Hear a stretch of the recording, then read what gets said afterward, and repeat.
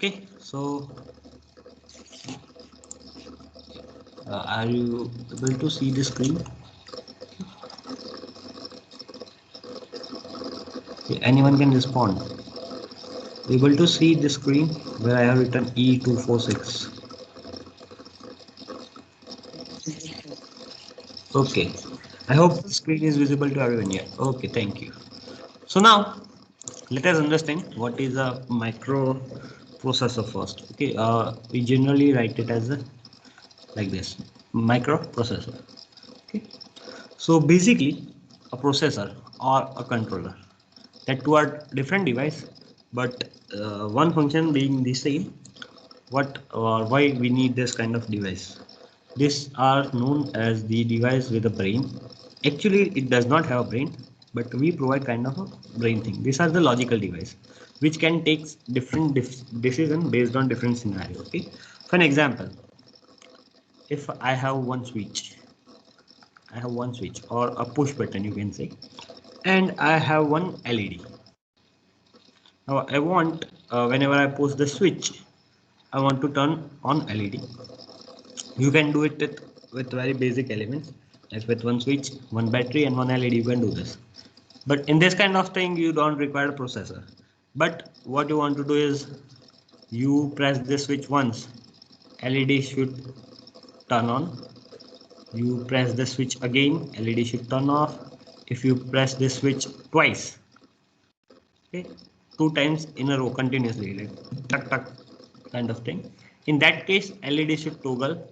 If you press the switch thrice, it should be turn on for 5 seconds, that kind of task. Okay, with single switch and single LED you can do this kind of task using this kind of devices, processor and controllers. Okay, so what is basic requirement of any processor or any controller?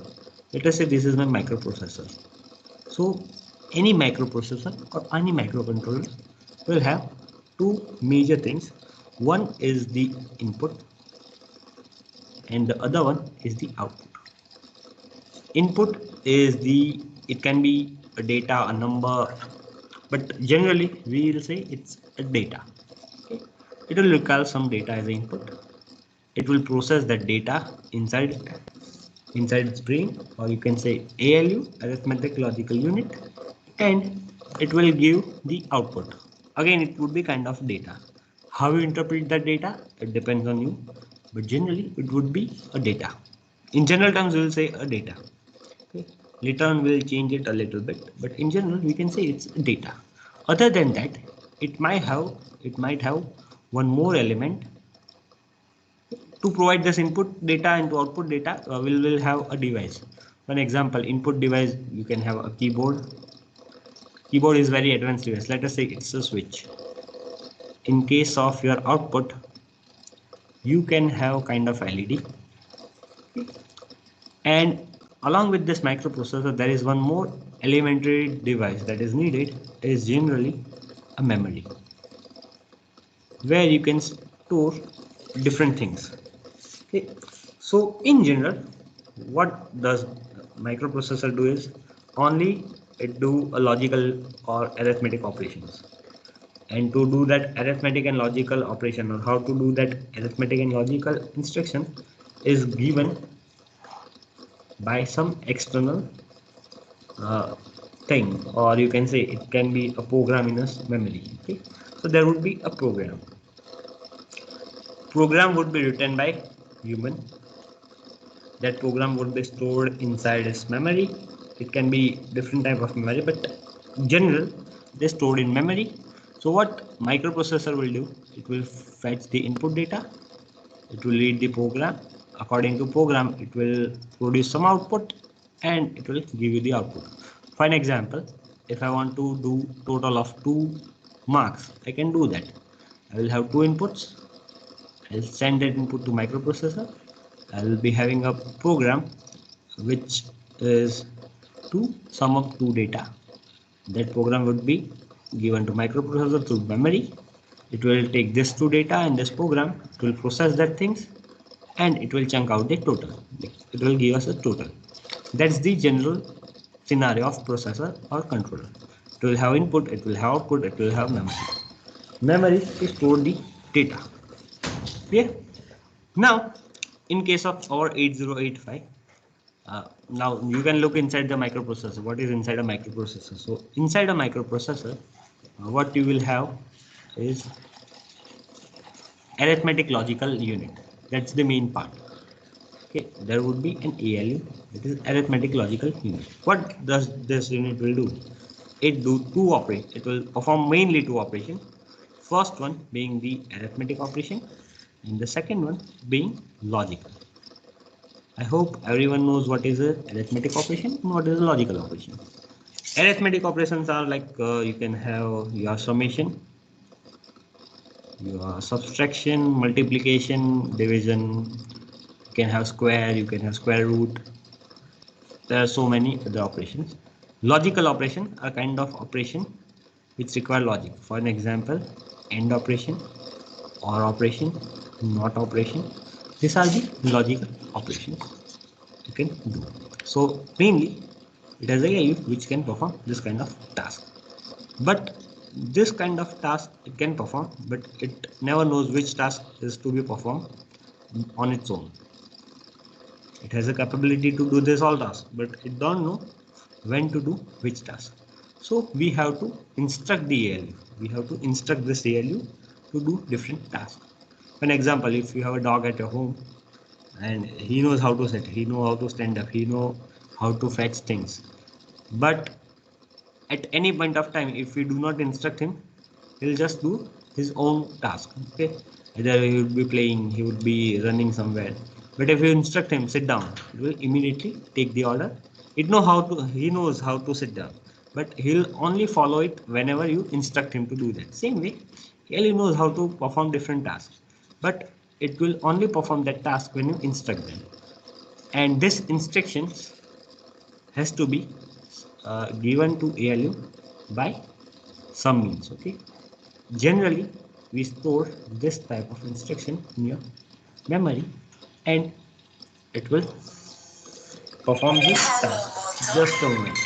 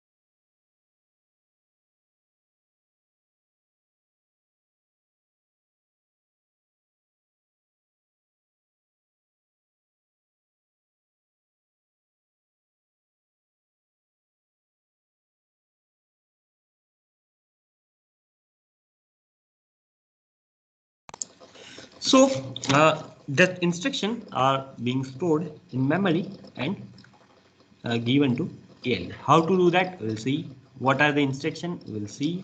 But in general, this is the scenario. Okay, so this is only the brain, but you have to give the instruction to the brain. Okay, so that's kind of, you cannot say this is an intelligent device. Okay, this is just a device which follows the instruction. That's the actual scenario. But in general, like you'll see whenever you see a controller processor, people will say it's an intelligent device, but actually it is not an intelligent device. You have to instruct him to do various tasks. Okay, the more complex tasks you get to him, you will be seeing it like more functional way. Like for an example, in a mobile phone you can play games, but inside the game there is you provide some different tabs and it provides some different output, but in between that two things there is a program which is running inside, and the more complex thing would be there. So same way you can create a complex program and it will perform the task wonderfully. So why we actually say it is an intelligent device is the processing time is the main parameter. It can do the operation at much faster rate compared to any humans can do. That's why we'll say it's an intelligent device. But actually we instruct that devices to how to work, and we are using it because it can do tasks, different tasks or complex tasks at very faster rate, which we cannot do at that much faster rate. For an example, to perform the sum between two numbers, or let us say to provide the square root of any given number, let us say 52386. If I give you this number and if I ask you have a square root of this number using your notebook and pen, it will require a lot of time. But if same instruction is given to ALU, it can do this task in 1 millisecond. Okay? That's the thousandth part of your second. In this amount of time, as we can say it's a fraction of time, it can do this kind of arithmetic operation. So these devices are very faster in nature, in general. Okay. Now speed is a variable. Like for the older processor, the speed would be very lesser. But if you talk about i5 or i3 or any other devices, the processing rate would be much faster. But in both the cases, the rate is much more faster than the human. That's sure. Okay. Now let's look inside our actual topic, and that is 8085.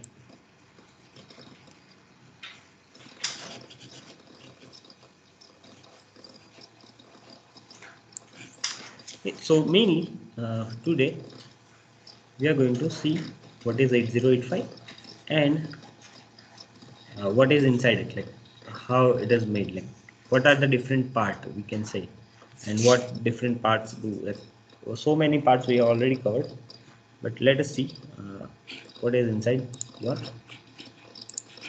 8085. I hope this screen is visible to everyone. I don't have any PPT right now, but I'll be providing you one book which is in form of PPT. That would be helpful for your plan. Okay, and we'll be following that book only, so nothing to worry about it. And if it's required, we'll do one PPT. No issue in that.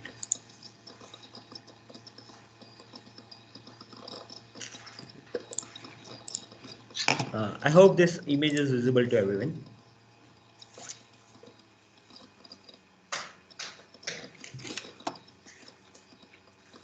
I need some reply. Yes, sir, visible. Yes. Okay. So now this is actually your inside of 8085.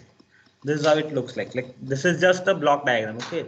Actually it would be so many transistors, millions of transistors connected with each other at the chip level. But in general, you can say this is the block diagram of your 8085. So you can see different things, but the main things which we have covered is this part. Nothing is there right now. Nothing is there, but mainly we'll do some input output of data through this portion, and we will be processing the data at ALU. Where is it? Where is it? Where is it? Yeah, this is the ALU, instruction decoder and machine cycle encoding. This is my kind of ALU. Okay, and this is the place where I'm going to process my data. Now we are not going in this much detail right now, but first let us start with this data first and this address bus. What are these two things, and how we can do different tasks, and what is the address and what is data. First you must be clear what is address and what is data. Use whiteboard only.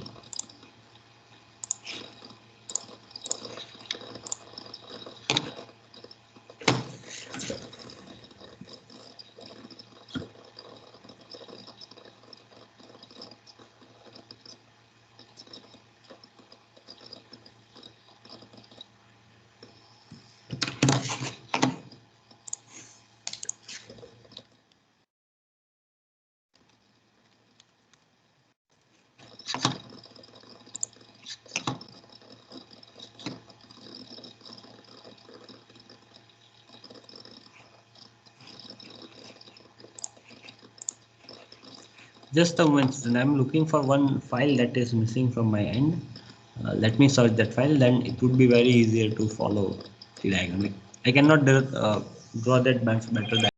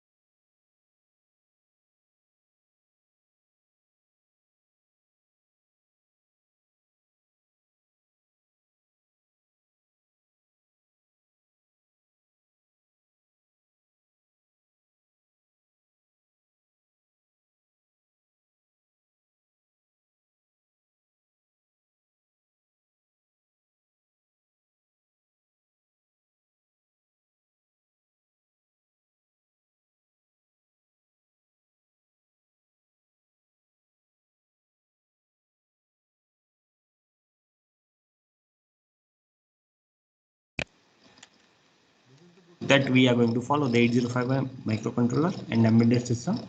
Author is Mazidi and Mazidi. We say it as Mazidi and Mazidi, but actual name is Muhammad Ali Mazidi and Janice Gillespie Mazidi. So you can refer this book. This is actually a PDF format of that book. Okay, someone has prepared it and I'm using it. So I have not prepared this file. So first of all, we have you must have known these things. This is very important. You must know number and coding systems, like what is binary, what is hexadecimal, what is octal. Octal is not required. What is binary, what is decimal, and what is hexadecimal. That is first priority. Let's quick revision. I'll ask someone to convert the binary number to decimal and decimal to hexadecimal. I'll give different tasks to different people. Let's quickly do this task.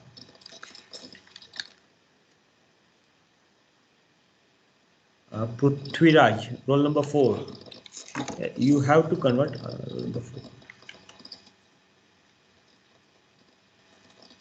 Okay, roll number 4. You have to convert uh, number 20. Okay, this is decimal number to binary. Prithviraj. Okay, quickly do this task. Roll number. Everyone do this task. I'll ask to Prithviraj the answer. Okay, next is Bhavesh, roll number 8. You would be given this task. Convert this binary to decimal. This is roll number 8. Binary to decimal. Quickly, everyone perform this task. I'll ask Prithvish and Bhavesh first. If they were not able to answer, I'll ask someone else.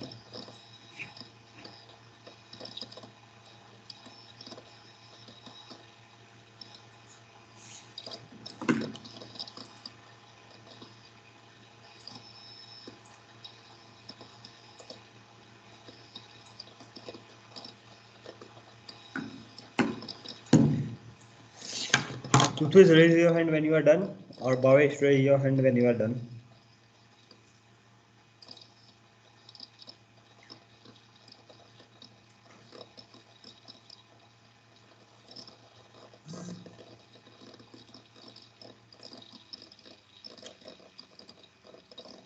Yes, Bhavesh, what is the answer? 145. And rule number 4, Prithvi, what is the answer?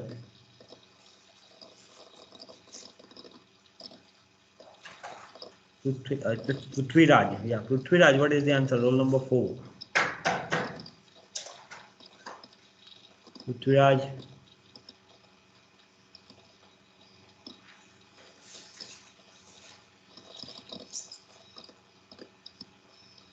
Roll number 40, Nihir. Nihir, quickly tell me answer. Sir, 10100. Just a minute. It's 10100. 00.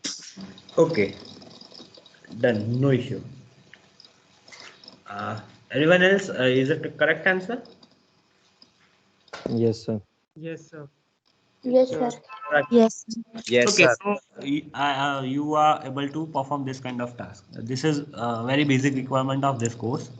You have to convert numbers into decimal and then again binary. So you know this, how to do this. Then next task is this. This is very important. We'll call it later on. You know the hexadecimal system, I hope. See, this is the hexadecimal system where you will have the number starting from 0 to F. In decimal, we have 0 to 9. Same way in hexadecimal, we have 0 to F. According to decimal, 0 to 9s are same. But then 10 is actually A, 11 is B, 12 is C, 13 is D, 14 is E, and 15 is F. This is the hexadecimal number system.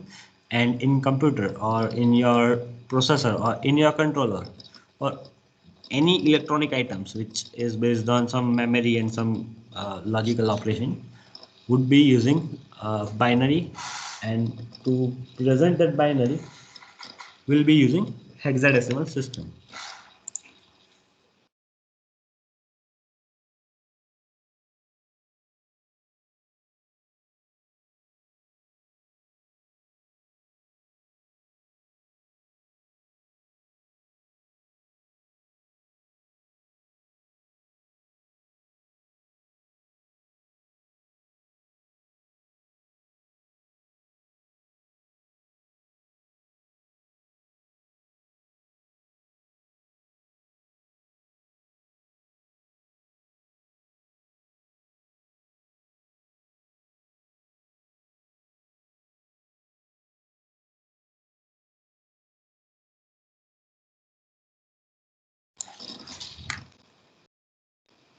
So this is a hexadecimal system, and in general, all this device works on this binary system. But to represent, this is very difficult to, like, if I ask you a number like 01101, what does that mean? It would be very difficult to understand. That's why we'll refer to the hexadecimal system. Now, why we are referring to hexadecimal system throughout this course? The main reason is the conversion between the decimal to between a binary to hexadecimal is very easy, and you can do it with very quick. For an example, let us check first whether you know the hexadecimal system or not. Convert this number 10010001 to hexadecimal system. Anyone can answer this question. Same way, let us say A5. This is 5. Base 16, convert it to base 2. Quickly do this task. 91. This is 91. This is 91. And the other one? Hello.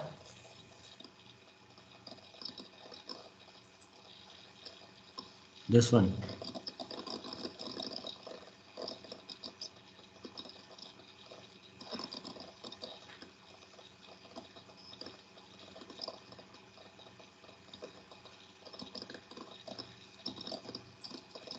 If you convert this to this, like binary to hex, then it is very easy to convert hex to binary again. Almost same. 1010 1010 0101. 0101. Correct. Okay, both the answer are correct. Okay, now how you can do this? So basically, whenever you have a hexadecimal or a binary, what you will do, what you will perform is generally for, let us take this example. I'm only taking this part 1001. Whenever I have a binary and I convert it to hexa, I must have 4 characters of binary. Okay, so here the 4 characters 1001. Now each character has its weight. Okay, this is the first character, very right hand side character has very less weight, and that weight is only 1. This is 2, this is 4, and this is 8. So as you have in decimal, like what you do in decimal, same way here you do in hexadecimal. So it is actually different weights. So now I want to convert this to hex. This is my binary number. I want to convert it to hex. So these are the weight of your hex numbers. Okay. This is 2 power 0, 2 power 2, 2 power 1, 2 power 2, 2 power 3. Okay. 2 power 1, 2 power 2, sorry, 2 power 0, 2 power 1, 2 power 2, and 2 power 3. Okay, so this is 8, 4, 2, 1. That's the sequence, but we are not going to do this. You just mug up this 8, 4, 2, 1. How I can convert it?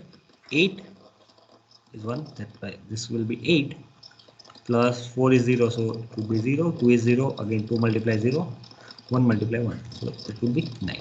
Same way for this one, 8, 4, 2, 1, so 0, 0, 0, 1, that's why it is 91. Same way to convert this in reverse fashion, let us say A5. So actually what we represent over here is the decimals. Actually this is a hexadecimal, so represent it in decimal. So A is actually 10. Okay, so according to 8421 you have to make 10. So 8 plus 4 is 12, so 0. 8 plus 2 is 10, so this would be 1, this would be 0. This is the way. Let us say I have number C.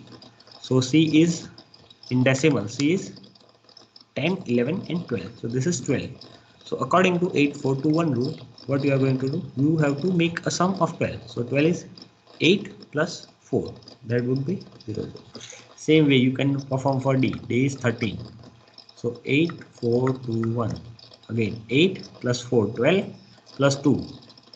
12 plus 2 is 14. So I'll put a 0 over here. Again this is 12 plus 1, 13. So this is the binary number of D. This is very easy to do. Throughout the course we will be doing this from hex to binary and binary to hex again. Okay. From decimal to binary is a little bit difficult. From hex to decimal is little bit difficult, but the other way is very easy. Like hex to binary and binary to hex is very easy, and that's why we follow that system. Okay. So you do not have to mug up these things. You can easily write if you know what's the exact decimal number of hex number. For example, if I know okay B is 11, I can write the binary number for B. It is very easy. So we'll be following this numbering system throughout this course. How it comes, this is the theory. I'll share this PPT today only, so you can refer these things. But you must know these things also. AND gate, OR gate. Okay. Inside your microprocessor or microcontroller, this is the arrangement, and inside this arrangement there is a transistor. So we can say a transistor is the base of any processor or controller or any logical device.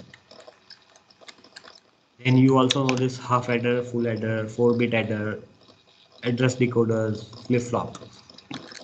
And if you don't know, we'll cover it later. But this is the main part. Internal organization of computer. We have seen this. There is a CPU, or we can say this is a ALU. There is a memory, and there is a peripheral device. Peripheral device are your input-output device. It can be a monitor, it can be a keyboard, it can be either input device, or it can be either an output device. And that device are connected with two set of wires. Okay, these devices are connected with two set of wires. And which two set of wires are that? There is a address bus and there is a data bus. Now why we require this two kind of wires? Okay, so very basic example of this is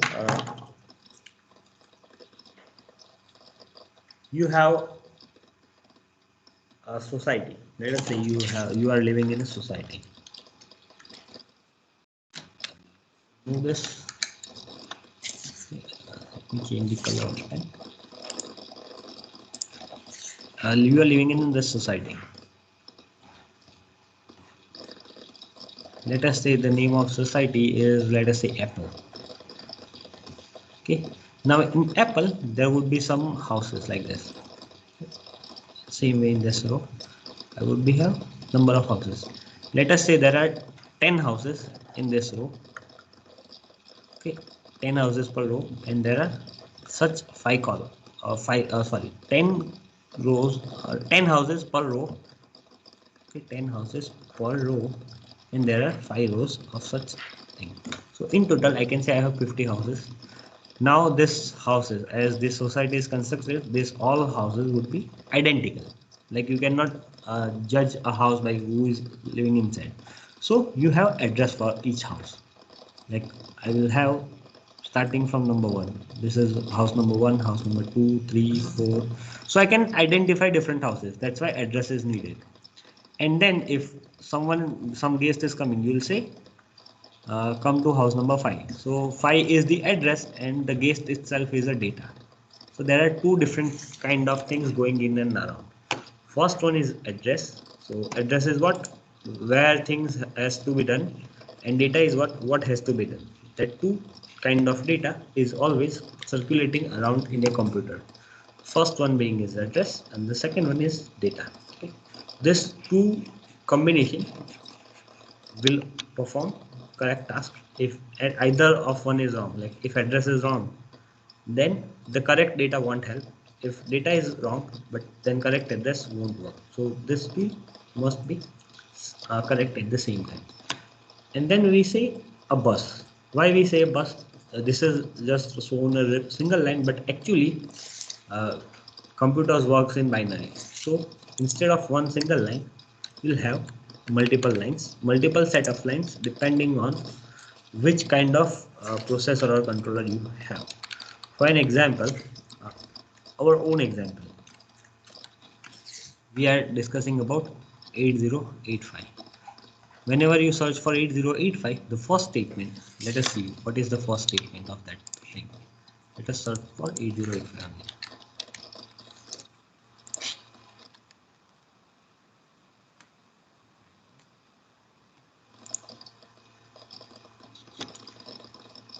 See, the first line is the Intel 8085 is an 8-bit microprocessor. This is the very first basic term, 8-bit microprocessor. What does that mean? That's very basic question. So 8-bit microprocessor. What does this 8-bit microprocessor mean? There are is there a other variant of processor? Is a yes. There can be a 4-bit. There can be a single bit. Then can be a 2-bit, 16-bit, or you must have heard 32-bit. Computer i5 32-bit architecture. So what does that mean?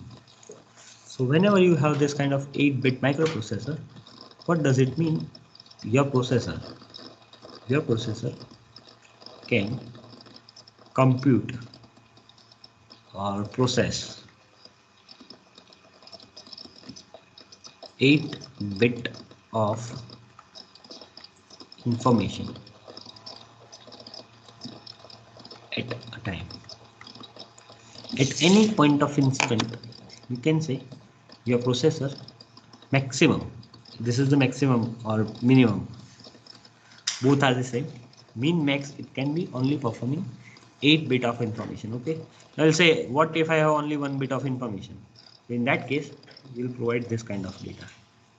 You must provide the other 7 digits, and you will be providing that as a zeros. And this is only your 1-bit information. So always you will be processing 8-bit of data.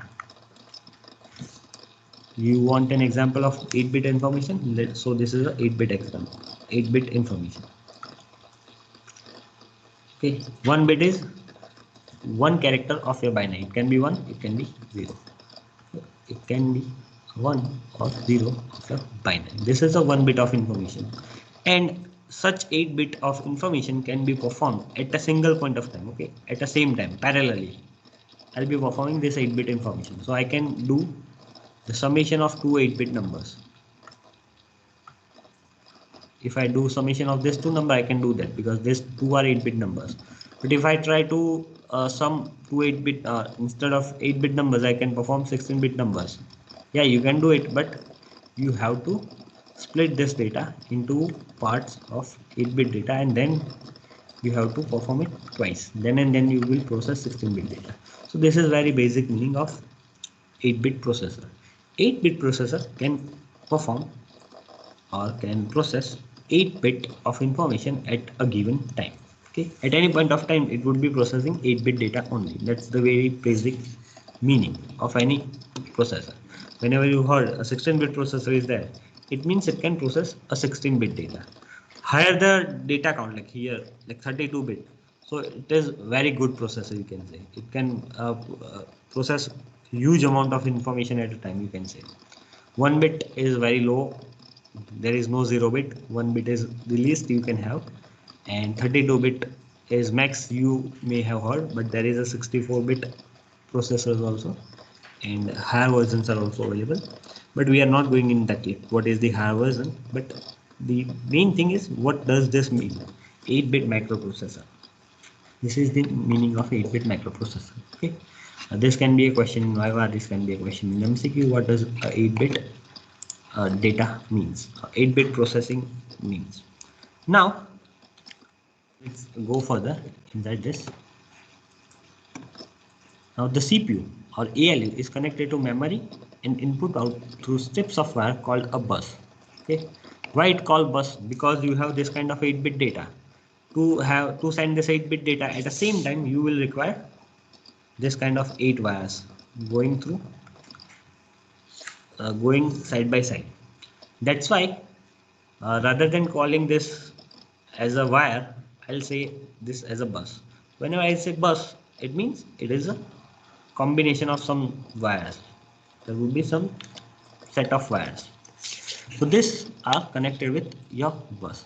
What are the different devices? So this RAM, ROM, this two are memory device. It can be printer, it can be disk, it can be monitor. This all are output devices, or it can be a keyboard, which is an input device. It can be, it is controlled, it is like connected with address bus and data bus. Now along with this too, there is one more bus, and that is a control bus. And why we need that, we will see it later on, like why we need the control bus. But actually this is the one who is handling everything. Okay, this is only to carry address and data, but when to carry which address and when to carry which data is controlled by this control bus. We'll go inside this control bus later on. Okay, these are the basic definitions. We will not need this. We'll cover this later on.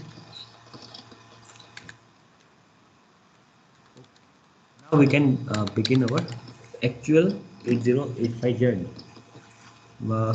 Only 10 minutes are remaining, and the D2D students is still not joining this group. So from tomorrow they will be joining. So we'll start actual 8085 from tomorrow. This is just a general overview of your CPU or your ALU or any processor or controller. This is just a general overview. From next lecture, we'll start with insights of 8085. We'll stop this lecture here. If you have any doubts related to today's lecture or last lecture, you can ask.